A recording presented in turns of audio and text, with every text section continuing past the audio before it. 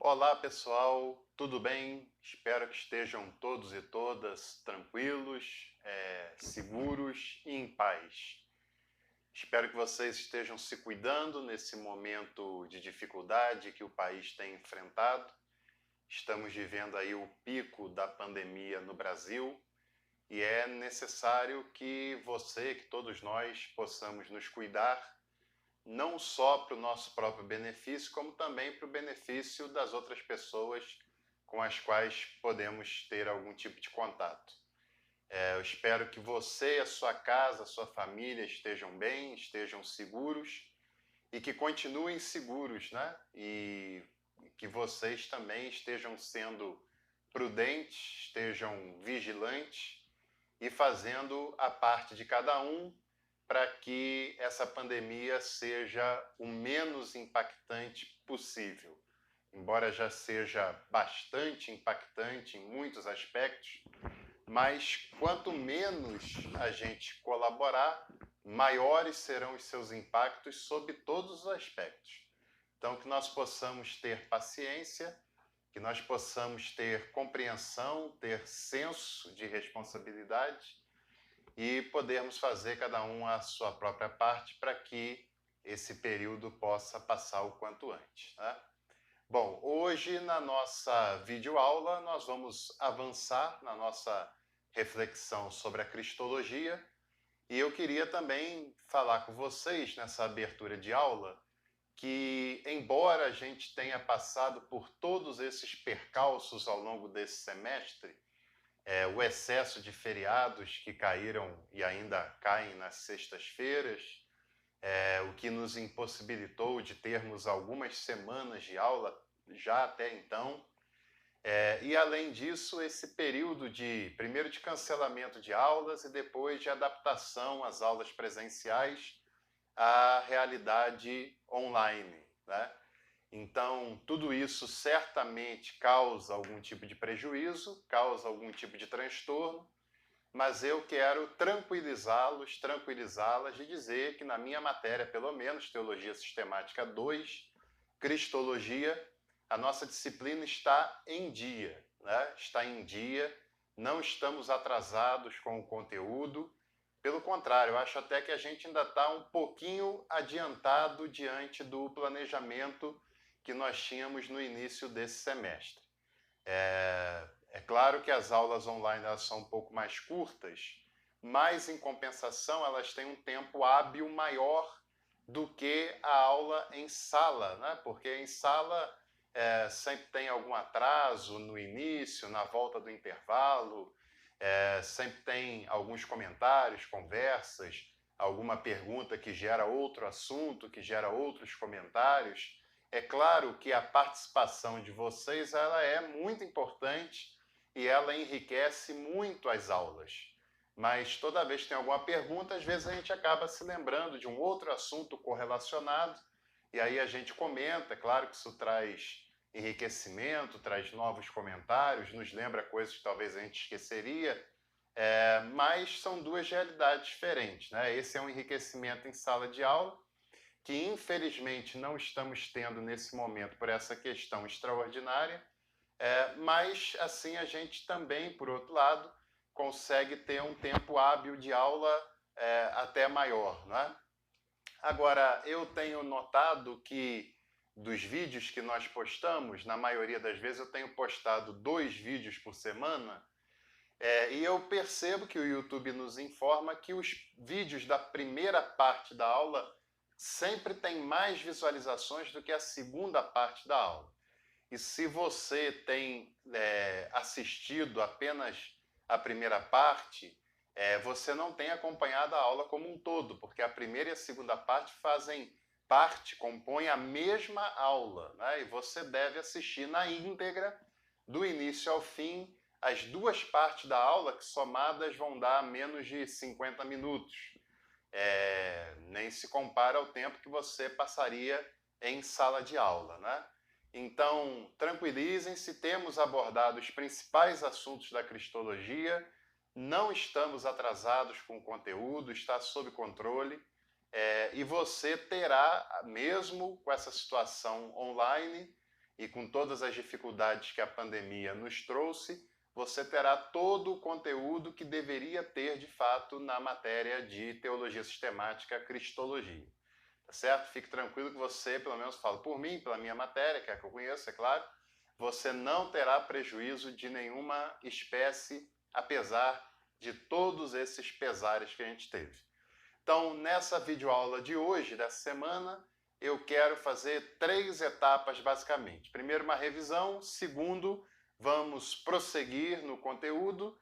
E terceiro, eu gostaria de te indicar alguns excelentes livros sobre cristologia, caso você queira adquirir, ler e prosseguir no aprofundamento dos seus estudos sobre esse tema tão importante, tão crucial da vida cristã, não é?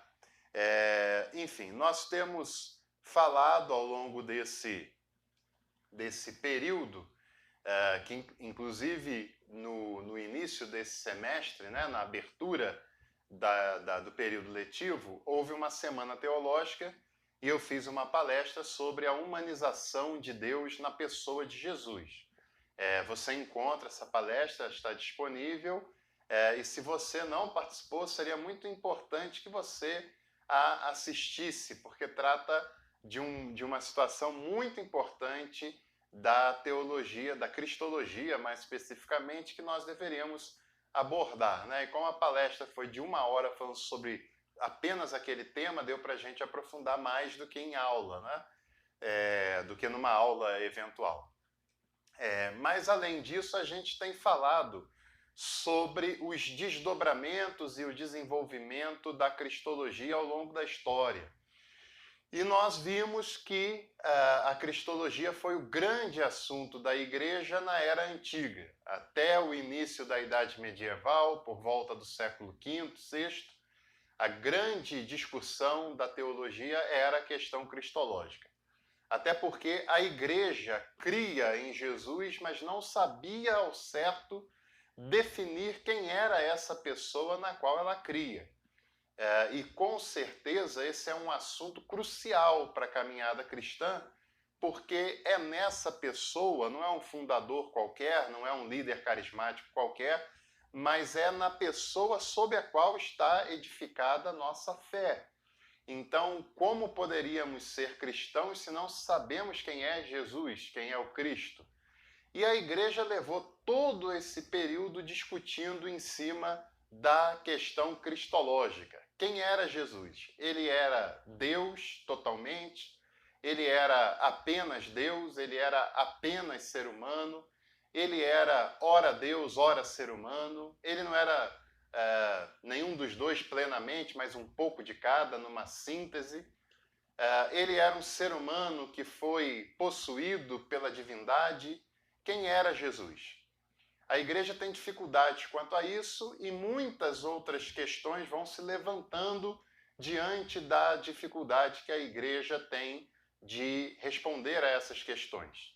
Haja vista o desafio do gnosticismo, que negava a sua corporeidade, o grande desafio do arianismo, que negava a sua verdadeira e plena humanidade, e além do arianismo, as outras heresias de tendência dualista, né, que negavam a humanidade de Jesus, que negavam a sua real encarnação como sendo apenas aparente, como sendo apenas faz de conta, e que na verdade ele era um ser espiritual e sempre foi assim, né?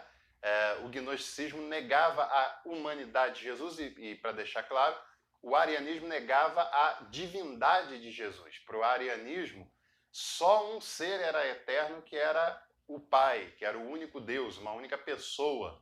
O Logos havia sido criado por esse Deus lá na eternidade, mas foi criado em algum momento. E além dessas heresias mais impactantes, né, que foram muito mais desafiadoras, como o gnosticismo no primeiro e segundo século e o arianismo no quarto século, surgiram outras heresias também, como o eutiquianismo, nestorianismo, apolinarismo, né?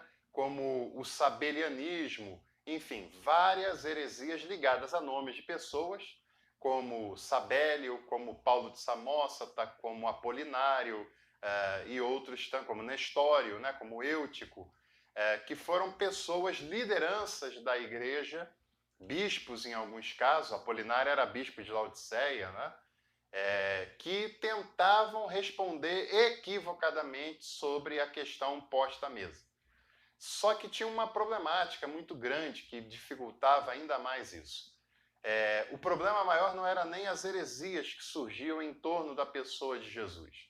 O problema maior é que a igreja não tinha profundidade e clareza suficiente para dizer qual era o ensinamento correto. Uma vez que aqueles eram errados, por que eram errados e qual seria o certo? A igreja tem dificuldade com isso e, basicamente, a igreja faz isso através dos concílios, e os concílios surgem justamente das demandas das heresias. A igreja ela não define o dogma cristológico por conta própria apenas, mas as demandas geradas pelas heresias forçam a igreja a se sentar e a discutir o assunto até tentar esvaziá-lo o máximo possível. E enquanto a igreja faz isso, a igreja tem a interferência do Estado. O primeiro dos grandes concílios de Nicéia, de 325, foi convocado e presidido por Constantino, assim como o concílio Constantinopla I, de 381, foi convocado e presidido pelo imperador Teodósio I, que foi, de fato, quem tornou o cristianismo a religião oficial do império, não foi Constantino. E os outros concílios, Éfeso e Calcedônia, embora essa influência tenha sido menor, mas também houve ingerência por parte do Estado, por parte do império, nas questões de natureza teológica e eclesial por parte da igreja.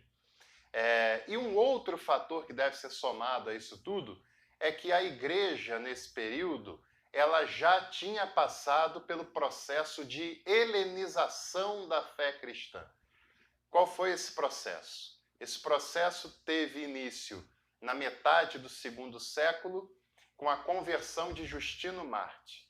O Justino era um filósofo de tendência neoplatônica que se converteu ao cristianismo e foi o primeiro dos que tinha origem filosófica a se converter para o cristianismo, que não repudia a filosofia que conhecera anteriormente a sua experiência de conversão. Os poucos filósofos que tinham se convertido antes Constantino, ao se converterem, eles renegavam a filosofia e ficavam apenas com a fé. O Justino não fez isso. Pelo contrário, Justino entendia que a filosofia era uma importante aliada da teologia e da fé.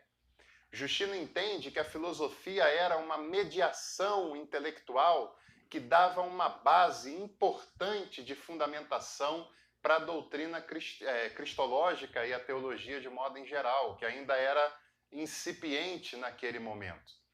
E o Justino entende que a Bíblia não é uma contradição à filosofia, mas é o ápice da filosofia. É o que há de mais elevado e de mais refinado em termos filosóficos, né? E a partir daí, a igreja cresce num mundo marcado pela fortíssima influência do helenismo, que era a ideia de Alexandre o Grande de expandir o modo grego de pensar por todo o território dominado por ele. Antes do Império Romano, mas nesse período da igreja, essa influência ainda era muito forte em toda a Europa, aliás, ainda é forte hoje. O mundo ocidental ele tem na sua base de pensamento, de intelectualidade, o platonismo, né? O português, que nós falamos hoje no Brasil, do século XXI, tem 20% do seu vocabulário com origem no idioma grego, para que a gente tenha pequenas noções da influência disso tudo ainda hoje, né? Que o dualismo é uma influência do platonismo que ainda está presente no cristianismo de hoje ainda, né? E no processo de helenização, a igreja faz uso da filosofia grega, da filosofia platônica, principalmente, mas também aristotélica, para usar como base do seu desenvolvimento teológico. Então, as definições cristológicas dos concílios, elas mais do que se pautarem em textos da Bíblia, até porque a Bíblia ainda está, né, se formando canonicamente, ainda há algumas discussões sobre isso e tudo mais, mas a igreja se baseia nos fundamentos filosóficos e intelectuais para construir a sua doutrina naquele momento, entre o século IV e V. Por exemplo, algumas terminações que nós usamos e que nós temos elas como inquestionáveis, não são definições bíblicas, são filosóficas. Como, por exemplo, trindade, não é uma palavra bíblica. Como, por exemplo, a questão de pessoa, substância, essência, são conceitos filosóficos, não bíblicos. Como a questão de consubstancialidade, um Deus com uma só substância e três pessoas, o conceito de substância, o conceito de persona, são conceitos filosóficos e não conceitos bíblicos, tá certo? Como também as ideias de onipresença, onipotência, onisciência não são conceitos bíblicos, são conceitos filosóficos, esses até um pouco mais tardios, né, da época da época medieval. Segundo o autor, que é um dos grandes nomes da cristologia na atualidade, José Maria Castilho, nomes espanhóis, né? Em espanhol, o J tem som de R e dois L's tem som de LH. José Maria Castilho. Ele tem uma tese que faz todo sentido de que a definição sobre a pessoa de Jesus no Evangelho, ela faz muito mais sentido, ela é muito mais acessível e bíblica do que as definições sobre a pessoa de Jesus que os concílios deram. Embora os concílios tenham contribuído bastante, mas não é muito claro e a grande maioria de nós não entende muito bem essas questões de substância, pessoa, trindade, relações intratrinitárias, etc. Tem também conceitos da filosofia grega que são importantíssimos para a mensagem cristã, como kenosis, como pericorese, né? E tantos outros. Olha, eu quero indicar a vocês esse primeiro livro aqui, que é A Trindade, do Luiz Ladaria, da coleção Loyola. Vale a pena. Embora não seja nada fácil essa compreensão, né? Mas aos trancos e barrancos a igreja foi tentando dizer quem era Jesus, em quem ela cria, e aí nós temos as formulações dos credos que nós conhecemos muito bem. O credo niceno-constantinopolitano dizia que Jesus era Deus de Deus, luz de luz, Deus verdadeiro de Deus verdadeiro, gerado e não feito, né? Consubstancial com o Pai, etc. e tal. Né? Salvador, é claro, essas questões são bastante importantes. E depois nós, além de termos abordado essas questões históricas, né? Porque embora as definições canônicas já tenham sido consolidadas pelos concílios, mas ao longo da Idade Medieval, da Reforma, da Idade Contemporânea, vários teólogos e correntes teológicas deram as suas ênfases nas questões cristológicas, né? Falamos sobre essa ideia na Idade Medieval, que era uma ideia de muito sofrimento, de muita dor. A Idade Média era uma idade em que as pessoas morriam muito cedo e conviviam muito de perto com a subnutrição, com a falta de saneamento, com as epidemias, com a mortandade. A morte era um assunto muito presente na Idade Medieval.